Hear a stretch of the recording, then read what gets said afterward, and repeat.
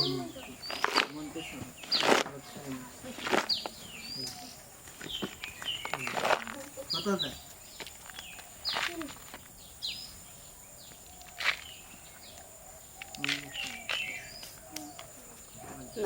বন্ধুরা, এখন বিকেল, তো সবাইকে আমার চ্যানেলে স্বাগত।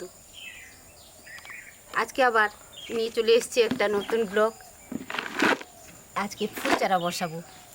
এখন শীতকাল তো সবাই একটু সিজন ফ্লাওয়ার একটু বসায়। তো এই মাটিটা আমি আগে থেকে তৈরি করে রেখেছিলাম, গোবর সার আর একটা অনুখাদ্য দিয়েছি আর মাটিটাকে তৈরি করে রেখেছিলাম। এই মাটিটা এখন টবে ভরলাম। ভাই বাজার থেকে অনেক ফুলের চারা এনেছি, সেইগুলো বসাবো। অনেকগুলো টব এখন খালি আছে, ওগুলোতে আবার পরে পরেই বসাবো।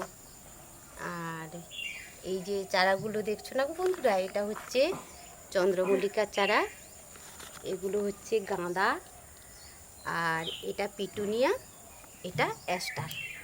পরে পরে আসবে, পরে পরেই লাগাবো চারাগুলো। এখন একটু চারাগুলো বসিয়ে নেব।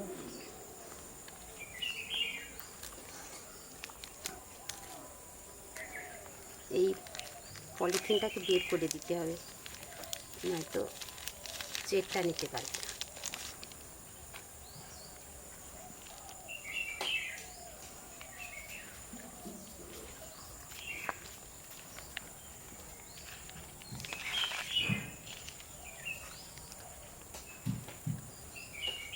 প্রতি বছরই এরকম চারা বসাই বাড়িতে, ঘরের শোভা বাড়ায়। বাবা এগুলো করতেন, সেই ধারাটাকে আমরা ধরে রেখেছি। ভাই এখন এনে দেয়, আমরা সবাই মিলেই বসিয়ে দিই এই চারাগুলো। প্রত্যেক বছরই আমরা শীতকালে একটা বাগান তৈরি করি।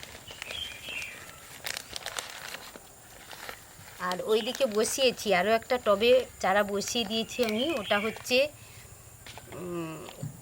চারা ড্রাগন চারা বসিয়েছি ওইদিকে একটা টবে। ড্রাগন গাছটা ছিল আগে, নষ্ট হয়ে গেছে, তাই আবার নতুন করে বসালাম আজকে। আরও মাটি তুলতে হবে মনে হচ্ছে, মাটিটা তুলে বসাতে হবে। অনেক বড় চন্দ্রমল্লিকার চারাটা, অনেক বড়। ব্যাস, এবারে ধার থেকে মাটিগুলো দিয়ে দেবো, আবার জল পেলেও মাটিটা বসে যাবে।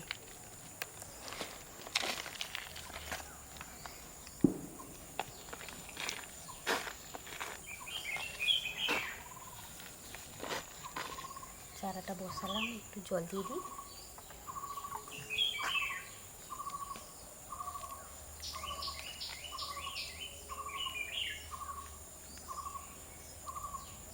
এটাকে আবার লাগানোর পরে অনেকে জন্মজল বলে, লাগিয়ে দিয়েই জল দিতে হয়। বাবা বলতেন জন্ম জল দিয়ে দিবি, এই জন্য আমরাও সেই ধারাটা রেখেছি।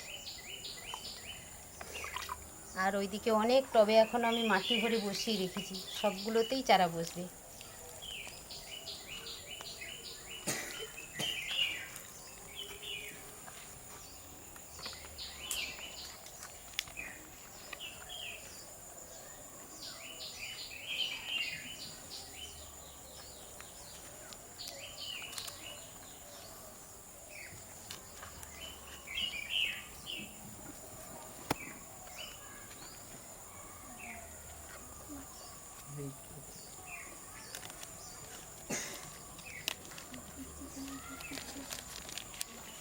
আস্তে আস্তে করে খুলতে হবে, নয়তো আবার মাটিটা ছেড়ে গেলে তখন চেটটা আর লাগবে না।